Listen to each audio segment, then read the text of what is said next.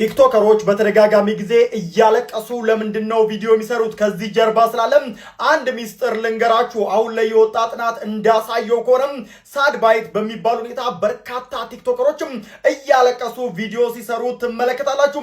በዚህ ጉዳይ ላይ አዲስ አድማስ የቢቢሲን ዘገባ ያጋራ ሲሆን ሰዎች በባህሪያቸው ሀዘንን መሸሽ የሚፈልጉ ቢሆንም በማህበራዊ ሚዲያ ላይ ግን አሳዛኝ ይዘቶችን የሚከታተሉ ሰዎች ቁጥርም እጅግ ከፍተኛ መሆኑ ተገልጿል። ስለዚህም ቲክቶከሮች ያለቅሳሉ።